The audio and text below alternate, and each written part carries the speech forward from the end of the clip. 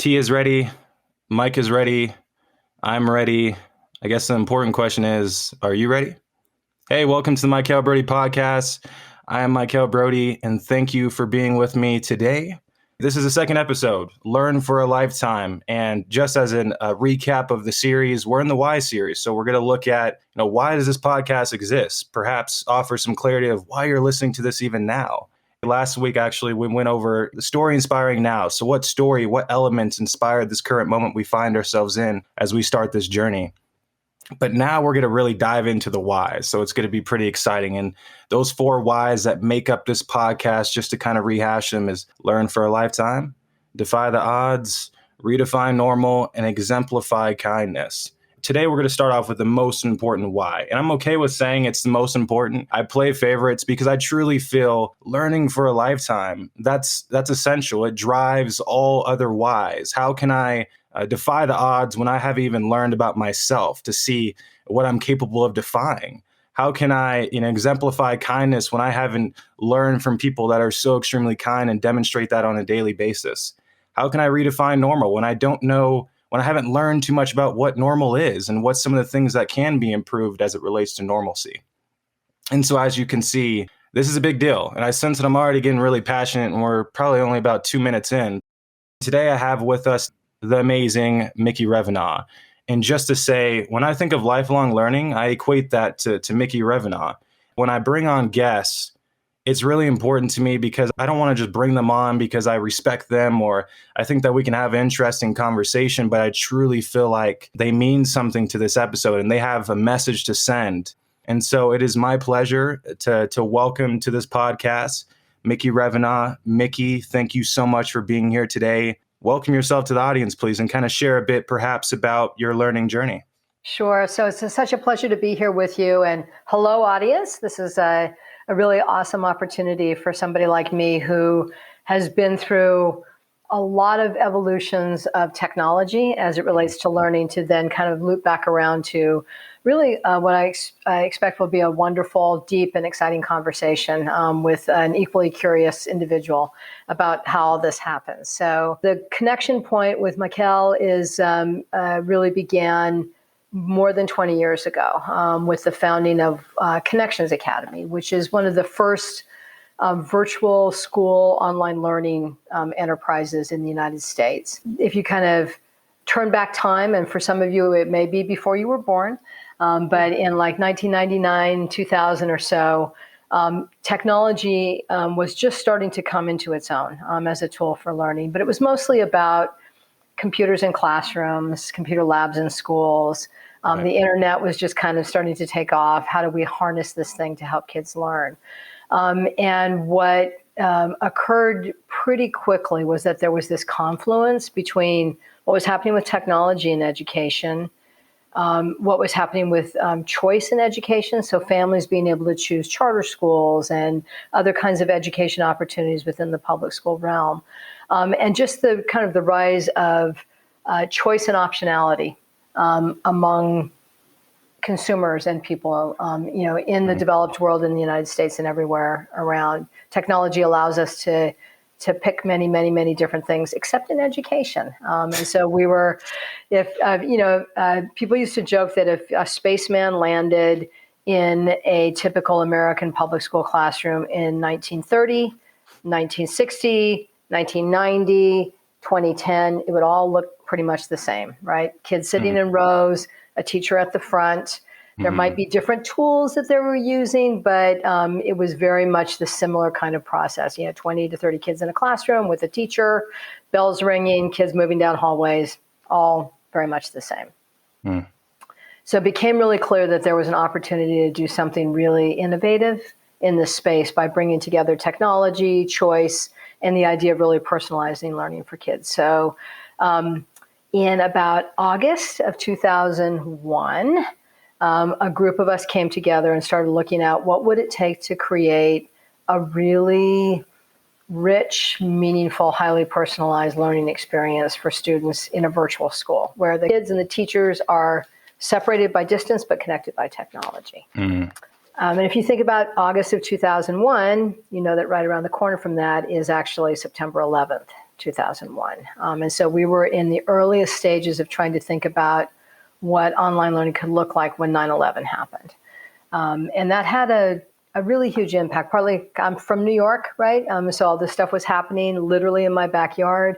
It kind of threw the whole world off its axis at a certain level. And as we were thinking about what could technology do to personalize learning, but also to draw connections between students from all different walks of life in all different parts of the world, that's where we actually came up with the name Connections Academy. It was like literally walking down Lower Broadway in Manhattan, watching the smoke still kind of rising from where the towers were, seeing the emergency vehicles speeding downtown, looking at all those posters that were up on the walls of people looking for their lost loved ones and thinking, Wow. there's got to be a better way. There's got to be a way that we can educate our kids so that this kind of thing, this level of hate, this level of fear doesn't have to happen again. And so it's like, oh, well, connecting people, oh, well, Connections Academy. That's what we ought to call the school that we're doing. So born of crisis to a certain extent. Right. And as we kind of fast forward a little bit and to the crisis that we've all been experiencing over the last couple of years with the pandemic, there are some parallels there that I think will end up being really important. But that's a little bit of the origin story of Connections Academy. We started with 2 schools in 2 states in the United States serving kindergarten through 8th grade, a couple hundred kids. And we're now in 32 states with 48 schools serving 110,000 kids in full-time virtual schools. So it's taken a long time, 20 plus years, but we're definitely still really committed to that idea of connecting people with technology and helping to personalize their learning. Well, that is the first time I've ever heard that out of all this time that I've known you. So thank you for sharing that. And I do actually want to come back to Connections Academy a little bit later in the conversation. But I'd love to know also, when I first met you, I could have swore you had more like education experience on your LinkedIn than employment experience. And you have a lot of employment experience. So can you also share with us just your educational journey, your journey of learning so far? So it turns out like I'm an inveterate degree getter. So, I like a lot of people, I went straight out of high school into college. I did fly completely across I grew up in California and went to college in Massachusetts and Connecticut, kind of sight unseen, by the way. It was a little bit, my mom used to joke that she felt like Sally Ride's mom sending her off in a spaceship, to outer space and unknown realms. But, I did a fairly typical, undergraduate thing and then went directly into work. And then, when I've been in the workforce probably about 20 or so years, I was working as an editor at magazines and so on and newspapers, which was my first love, journalism. That's all I ever wanted to do. And I kept working for publications that got closed because the business side wasn't working the way it was supposed to. And I thought, damn it, if I can use bad words on your podcast here, I don't want to let that happen anymore. So I really want to go and understand the business side of things. So I went and got an MBA and did that part-time while I was continuing to work and thought, okay, now I'm done with degrees. That's enough, 1 master's degree. And then a decade later, after I finished my MBA, I realized I really wanted to get back to my writing and, kind of make that a regular part of my life again. I knew I wouldn't do it unless somebody was making me, unless there was a grade and a deadline attached to it. So I went back and got a Master of Fine Arts in creative writing from Bennington College. And that was also sort of what they call low residence, which is a really cool way of adults to learn, which is gathering on campus 2 times a year for 10 daes for workshops and lectures and so on. And the rest of it is working kind of one-on-one with the teacher, sending, doing a lot of writing, a lot of reading, sending packets back and forth of material. So I think that's my last master's degree. I'm not 100% sure, but I finished that the year that I turned 60. So there you go. Amazing, but just absolutely amazing. And it sounds like with just you explaining that journey, there's a lot of curiosity matched with accountability, though. I see this, I don't like that, so I'm going to take accountability myself. I'm going to take advantage of this and I'm going to try to learn. Can you share what are some other driving factors perhaps that have helped you in this learning journey? So I would say a lot of curiosity, because there's definitely, I didn't realize that curiosity was one of my driving character traits until kind of recently, actually. I mean, I've been nosy as all get out my entire life, being a journalist, a reporter, liking to interview people.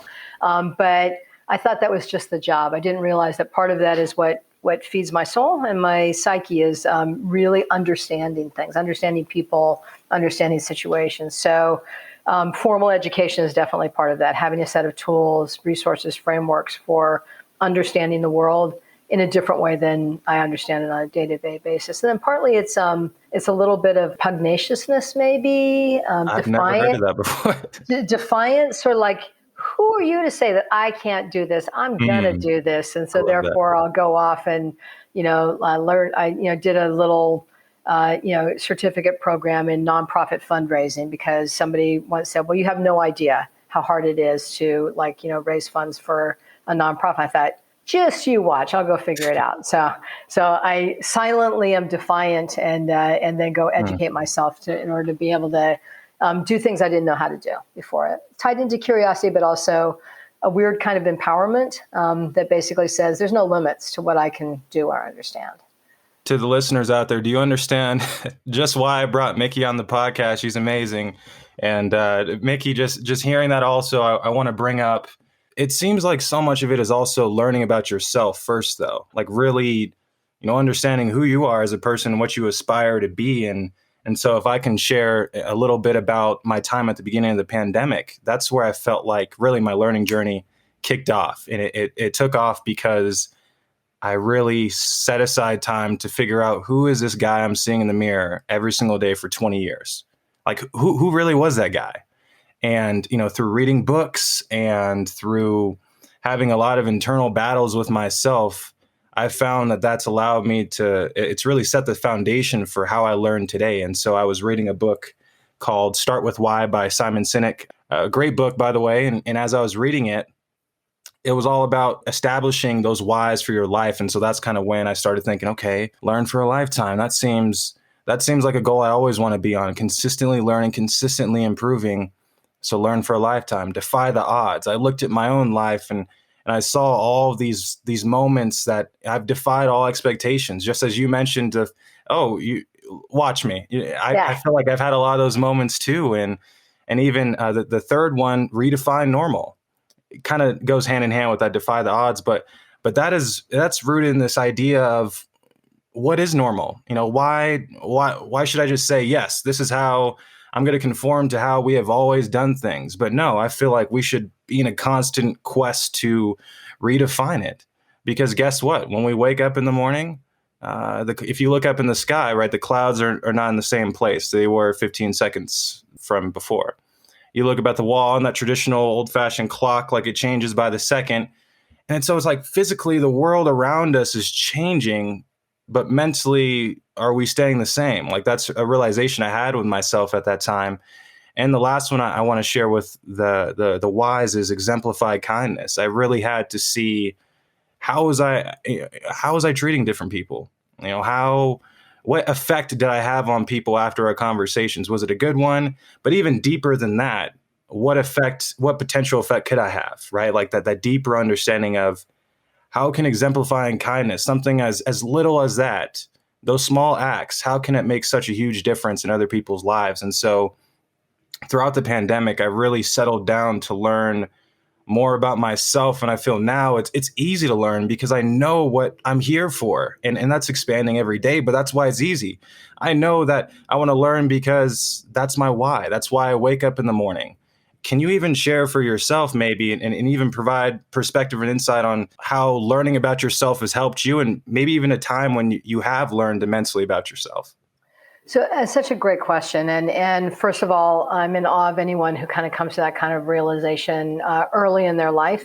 I think for an awful lot of us, we sort of get an idea of who we are and what drives us fairly early on. And it takes a lot of courage and a lot of humility to kind of question that and put it aside, kind of in a way to defy our own odds, right? And defy the path that we put on ourselves. So a couple of things. I think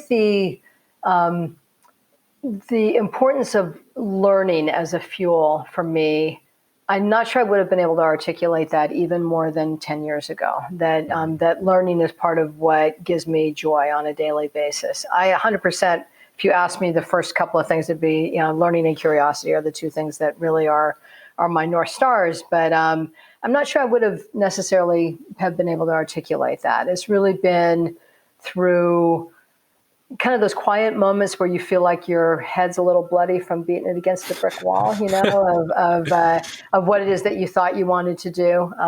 And it's just not either satisfying to you or you're not making progress there, and being able to say, but what is it that really makes my heart beat fast? What gets my pulse going? What gets me interested and excited? And I have had a lot of those moments, I think really probably over the last 10 years in particular. I'm not quite sure why. I think this 10-year cycles that you go through. So be ready for everything you think is true about yourself to not seem true. 10 years from now, I can promise you that'll be. Noted. But it's funny. I had a period there where I was traveling a ton to U.S. state capitals was sort of my journey. When I was doing a lot of school development for connections, I would be like flying to Jackson, Mississippi, and Columbus, Ohio, and Boise, Idaho, and you name it, and spending a lot of time on planes. And that could be a really dulling, dispiriting kind of experience. But I think it ended up giving me a lot of time to just really think about what fuels me in this work that I'm doing here, what fuels me in the things that I like doing outside of work. And it started becoming clear that I've been involved with education, partly because I believe education is important, but also because there's never a day that goes by that you don't learn something, right? Absolutely. And so that is like, oh, that makes sense. I didn't just fall into this by accident. I was really drawn to it by the things that drive me. And the same thing with curiosity, sort of moving from my early jobs out of college were really in like alternative newspapers and stuff like that. And I liked asking people questions. I didn't love trying to be an investigative reporter necessarily, but it was that kind of that residue of that kind of work, which has led me into my nonfiction writing now, of like trying to really understand people in situations, asking lots of questions, thinking about it, and then trying to express it in writing so that other people could understand it as well. That's a very long, rambling answer. The other thing I've gotten very bad at lately in my old age is being concise. So sorry about that. No, I'm all for those extensive answers. I'm sure the listeners are all for it too. And I'm really glad that you kind of furthered my point there, at least because when I say it's about knowing yourself, I like how you mentioned that's a continuous process too, my friend. That's not, I know my whys, and here's what I'm going to do for the next however many years that I have the ability to be here. But no, it's rather a continuous process of discovering that, of finding out what really inspires you and maybe changing it up. As long as you're on that learning journey, that's what matters though. And so also speaking of switching things up and being agile and a bit flexible, learn like how you learn can be different, like how what type of environments you put yourself in to learn and how you handle those environments can quite change over time. And so just for example, as I've gone back into my spring semester, I'm seeing so much is changing, like even how I'm approaching the classroom. Actually, I'm going to take it a step back to fall of 2021. For a while, I would look at classes like, you want a 4.0, right? You're shooting for the top GPA. But then over time, I realized how silly that was because I was like taking shortcuts that really, if I'm a true learner, I shouldn't be taking. And so, for example, if I want a 4.0, I wouldn't take the opportunity to, if I get an A on a test, 95%, I don't care what I got wrong. That's problematic. How is that learning? Because I still got something wrong. And the fact that I'm being ignorant to that is a huge problem. So even my focus now is to not necessarily the 4.0 and all that, but it's to maximize my learning experience. And I trust that if I'm maximizing my learning experience, which consists of, asking a bunch of questions in class, maybe not even taking notes and just listening to what the instructor has to say, answering questions, asking my peers certain questions that I'm stuck on, listening to my peers in class, I found that they're brilliant. And as long as I put all of my pride and competitive urges aside to just collectively learn from them, it's a beautiful thing. And so what I'm getting at is if I do all of those things, I maximize the learning opportunity, the byproduct should be a 4.0. And if it's not, oh, well, I mean, at least I'm walking away with so many tools to apply in my future. At least I'm walking away knowing that those answers that I got wrong, I know how to do them differently now. And if you were to test me on it, please do so, because I'm confident in my ability. I'm not, so shaky. Go back, test a student on something they did 2 years ago. How many of us are going to fail just because it goes one ear and out the other? And so I'm also curious to know, when you over and over again went back to higher ed impressively, did you approach learning differently? And if so, in what ways can you share with us? Yeah, very differently. One thing that was a blessing that I didn't expect, and I didn't really work at it. It just kind of came to be. And hopefully this will be of some comfort to some listeners out there. So I used to have a terrible procrastination problem, terrible, because I'd gotten used to pulling all-nighters to do things, basically. And it wasn't that I wasn't a hard worker. I was a really hard worker, but I tend to get overcommitted. And then, I wasn't good at breaking things into small pieces and meeting deadlines along the way. And I remember I have this incredibly vivid memory of when I was a freshman in college. I had a big paper due at the end of the semester. This professor very kindly agreed to meet with people at various stages along the way to make sure that they were staying on track. And so I walked in to meet with him. He goes, "Well, how's your research going?" I said, "Well, I haven't really started my research yet." He goes, "Well, have you formulated your hypotheses and your questions yet?" I said, "I'm almost done with those." He goes, "You recognize that this paper is due in 3 weeks." And I was like, yeah, I know that. And he was appalled. If he could have flunked me then, he would have, but he couldn't. And then, of course, I pulled a couple of all-nighters and got an A on the paper. I don't really remember what the paper was about, to your point. It was a little bit of how do you kind of skate through the edges and get over on your way through college. So the good news is that procrastination problem seems to have really eased dramatically as I've gotten older. So my MFA program, where literally every month I had to read 4 novels, write a little bit about each one of them, and write 20 or 30 pages of original writing. I wasn't late getting one of those things in a single time. And that, I astonished myself. I said, how am I doing this? Who is this person? What happened to my all-nighter, alter ego? So, and I think it had a lot to do with what you were just describing, which is being in it for the process of learning and the joy of learning as opposed to the outcome. So that made a huge difference. I also, that same kind of frame has allowed me to try to learn things that feel like they're going to be really hard for me to learn. I'm very much I'm a word person, not a numbers person. My way of thinking about things is analytical to a certain extent, but not in the way that a data scientist would be analytical. Gotcha. But I'm really fascinated by data science. I'm really fascinated by the financial side of things. I'm really interested in all that stuff. And so I'm more humbly willing to try to learn those things because I don't feel like I have to be perfect at them. I don't feel like the outcome is what it's about is really the process instead. And I think part of that comes with the stakes being a little bit lower. It's I'm not on my way out of undergrad trying for my first job. I'm doing these additional degrees because I want to keep moving in my own development more than my career. But it's really makes it a lot more fun. It's a lot less about comparing myself and comparing and despairing, so to speak, and much more about just being part of the process and humbly being part of the process and gaining from it as a result of that.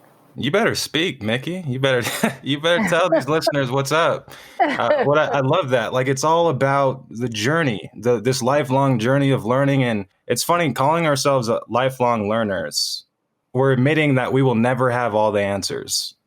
There's beauty in that, right? There's beauty in just saying there's no outcome that we can reach. Rather, the joy is to stay on this journey. And what I found over time, even just looking at, maximizing that journey, is the more you focus on that journey, the more you really maximize it and look at it from different angles, that outcome starts to drastically change for the better, perhaps. And so I love that you brought up that aspect of just focusing on the journey rather than the outcome or the result of this 4.0 GPA or whatever, but what you actually, the knowledge that you've accumulated over time. Your theory that being engaged in the process and being there to learn should result in Absolutely. a good outcome. I think that's true. And I also will absolutely tell you, it's been my experience that working with young people who are coming out of their university experiences and so on, I, in the end, don't really care what your GPA was. I don't care. I might not ever know, and I honestly don't care. What I do care about is what you know, what you've learned and what you know, and then what you're willing to continue building on your knowledge for. And that is not something that they grade, in college. It's really a way of thinking about things and a way of living. So even if it doesn't result in your 4.0, which it probably will, it will result in great grades. It will result in really, really happy teachers, by the way. There's nothing that makes a teacher happier than someone who really wants to learn. And Right. that pays benefits as well. But in the end, what really matters is that practice of being a lifelong learning, which you're building the muscle memory for right now. Absolutely. Love to go in to kind of run back to the Connections Academy. I told you I'd bring it back up. I want to talk about the traditionality. I did it, Mickey. Just You did it. inside joke here. Before we got on this call or before we got on this episode, I was trying to say traditionality, and for some reason it just wasn't coming out. So first try, I got it. Just so you know, all the listeners out there, I know how to say traditionality. So the traditionality of learning, right? Does it even need to be? Why is that even the case? And so I think it's fascinating when you even consider that, because you start to think about there's so many numerous ways to learn. Like even right now, I hope our listeners are learning. I know I'm learning from this conversation. And speaking of, finding innovative ways to learn and doing things differently, we already highlighted how Connections Academy did that. And so I'd just like to know, from your perspective, what did you learn when you were redefining learning in itself? So a couple of really important things kind of came to the fore. I think we started out thinking we knew that it was really kind of about the technology, and it turns out it's not really about the technology. It really is about relationships between teachers and people who are performing the many roles that a teacher performs, and their learners and learners with each other, and that neither of those things is dependent on a traditional setting in order to be real. So up until the pandemic, I think if you ask most people, they would say, no, learning only happens when a teacher is present physically with students. And we've seen that actually that's not the case at all. That there's many ways that a teacher and somebody who has something to teach somebody who has something to learn can engage with each other, and that their physical proximity to each other is the least important piece of that.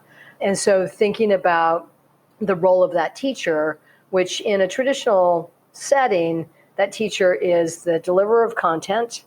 They're the manager of behavior in that room. They have to keep all 30 kids in the room and not running down the hall, right? They're the babysitter for those children during that time. I don't think you have enough fingers to count how many. I don't. I'm on my second hand now. They are the attenders to those students' social and emotional development as well, and on and on and on and on. All those things are so critically important, and we've all had just brilliant teachers who do all those things really, really well. Right. It's a lot to ask of a mere mortal. And so I think the other thing that we started to discover is that we could disaggregate some of those functions, and some of them could actually be performed by really high quality content in a platform that a student could interact with directly. They don't need a teacher to tell them the story of the Civil War. They can go and read and watch a video and listen to a podcast and learn about that in a lot of different ways. What a teacher can do that only a really great human teacher can do is draw out where the student has misconceptions, help address those, get them to talk about and discuss and advance their knowledge to a higher level. And that if you set a virtual school up right, that combination of what students are learning sort of on their own and directly, and then what they're doing in conjunction with teachers and other students can be incredibly powerful. And so our traditional way of doing it was really a matter of convenience. It's like there's only so many adult bodies to go around when you have 500 kids in a school building, so they have to do everything. So that was a number one really important thing. The other thing was that, it's a truism that everybody learns differently, but it really is true that everybody learns Facts. differently. Facts. So traditional school is a factory model. It's built on the efficiency of time and space of 7:30 a.m. to 2:30 p.m. How much can you cram into that time? Because you assume nothing's going to happen outside that time for learning, and that you need to kind of keep the machine moving along. Everybody has to be moving at the same pace, basically.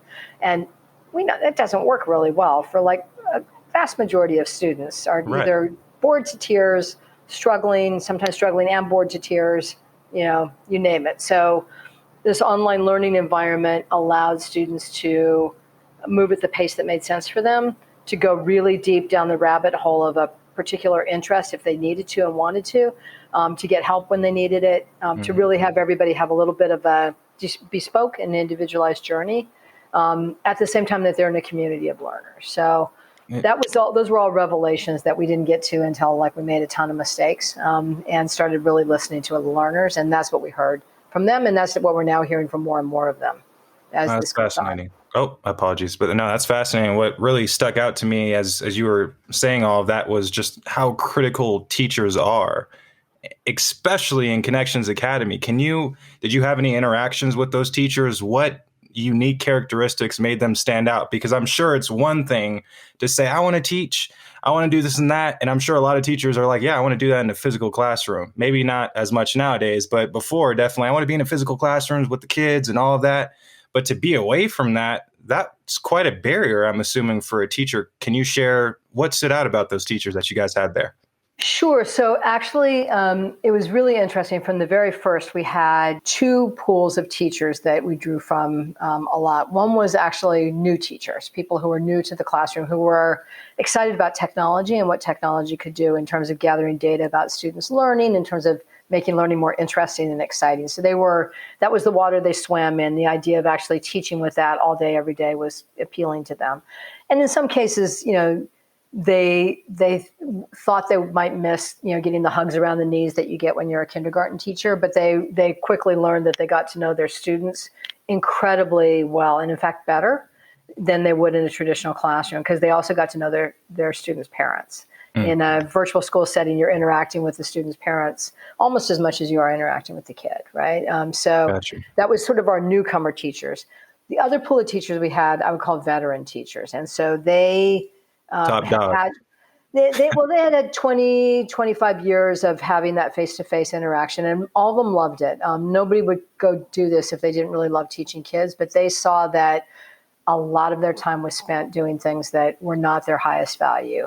Classroom management, like keeping kids from fighting with each other, maintaining order in the classroom, taking a role, marching students to the cafeteria, all those things. They felt like, this I went to college for. That's not really, what I was intending to do. So the idea of really spending all of their time doing their highest value activity, which was also not lecturing, but bringing students together to discuss, digging into the things that they were ready to move a lot faster on or needed more help on, that was incredibly satisfying to them. So what we've seen in I'd say the second decade of our year is that we're actually getting a bunch of teachers in the middle now too, some of whom have taught elsewhere virtually, or had the experience of doing some virtual education of their own. So we actually probably have 3 or 4 teachers that teach for us now that actually graduated from our schools when they were in high school. And that's amazing. It's amazing to be around long enough for that to be true, and that they found that experience so satisfying that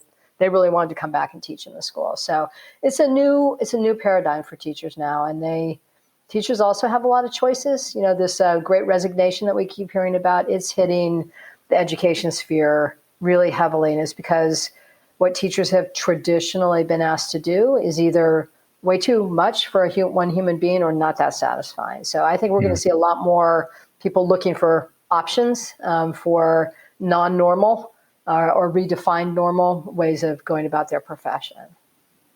Lovely. And can you just share with the listeners perhaps how they can be more empathetic towards these amazing teachers that are really helping us, push forward and improve as we move forward in society?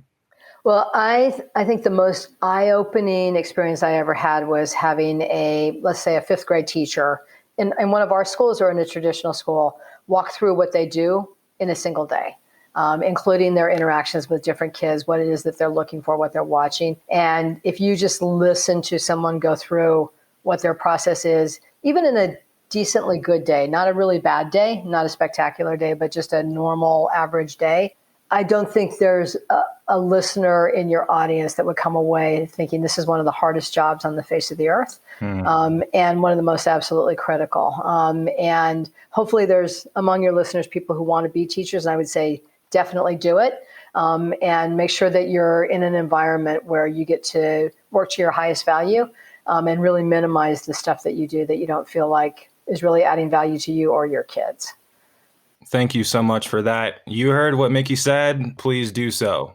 As we kind of wrap up, one of the last topics I like to mention is what type of environments do we learn in? What's the very nature of how we learn? And I think you would be quite surprised to hear kind of my thoughts on this. And so what I'll say is I think of certainty as the death of continuous learning. When you're certain, and I bring that up, it's important because so often we want certainty. We want that, yes, this is comfortable, I know.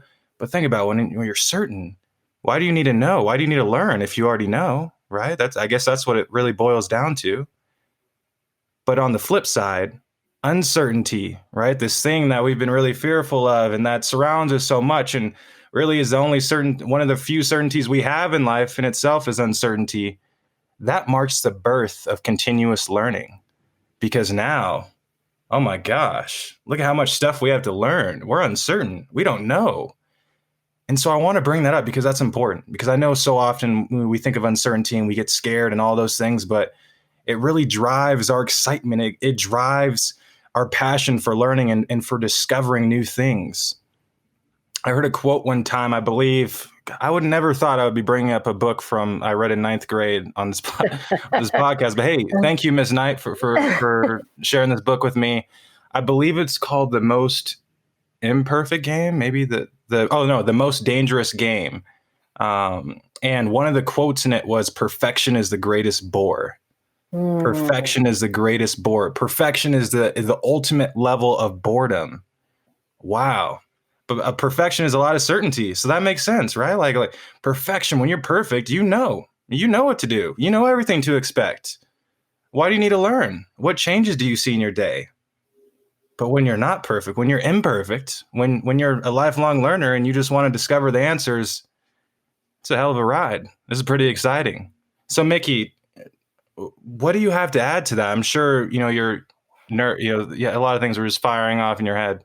They are absolutely. So, the one thing that I've kind of learned about myself as a learner is, depending on what it is that I'm trying to learn, I may need little, making your way across a racing river, you need like little rocks to step on to get your way across. Because if you just dived into the river, you could get swept away, right? And so for things that are really far from what I know already, really far, that are really new knowledge, like learning a new language or, working on a financial formula or something like that, I need as a learner to have some stepping stones along the way so that I can learn a little bit, feel somewhat certain, at least a little bit certain, more certain than I did before I can gather up the courage to go on to the next thing.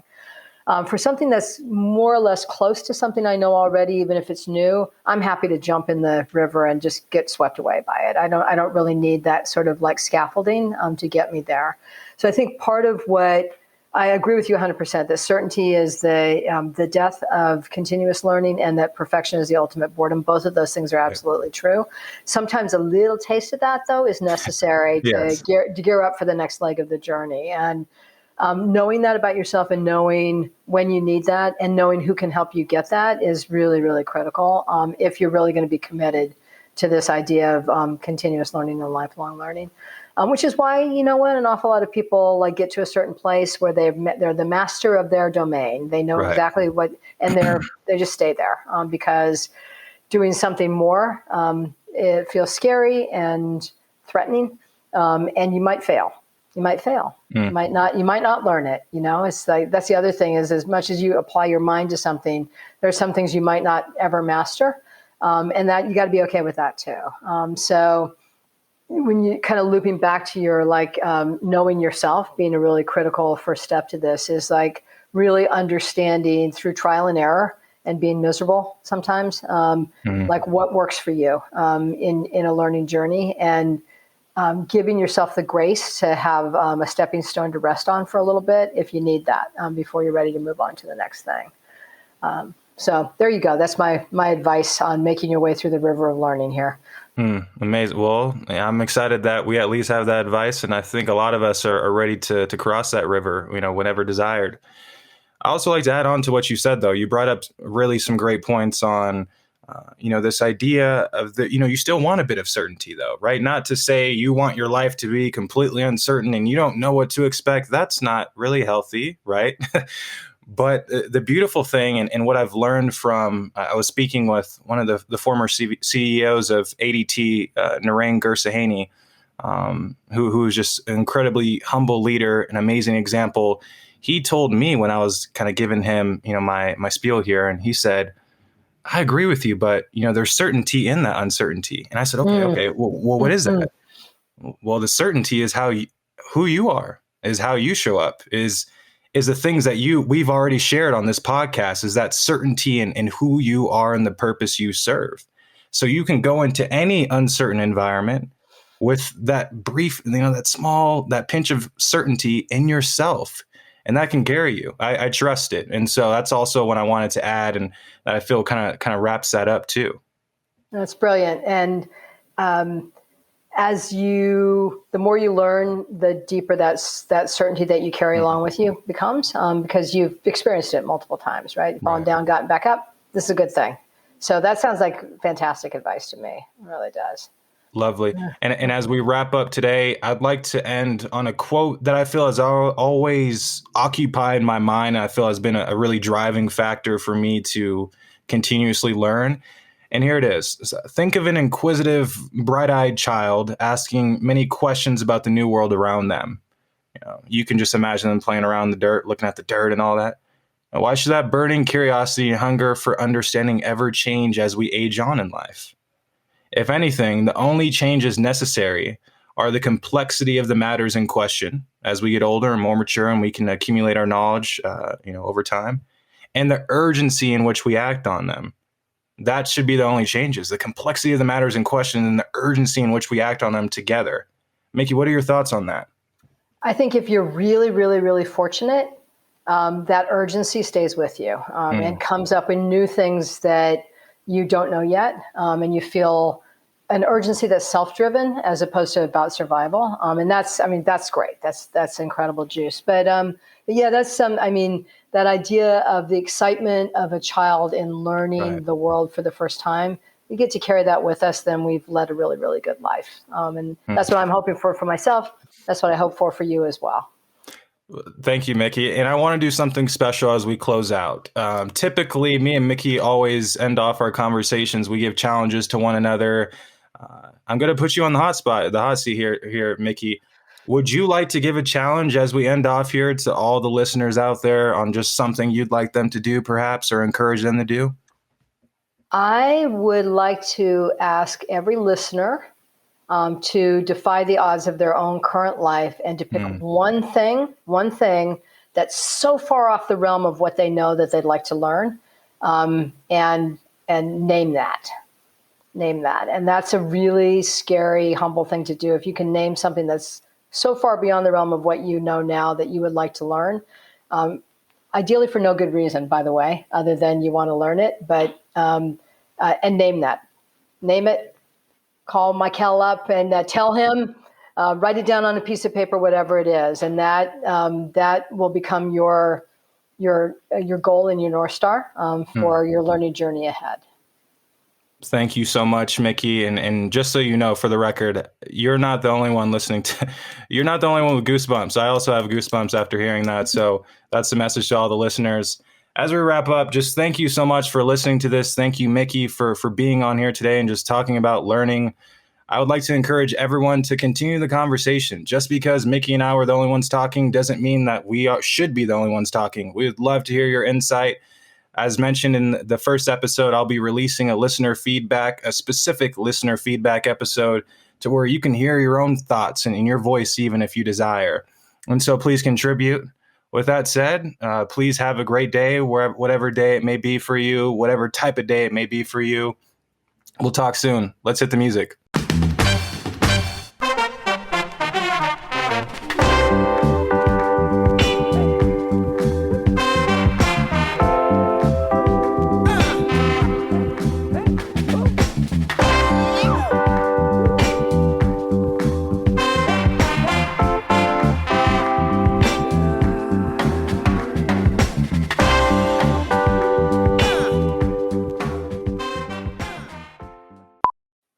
Okay, tea is ready.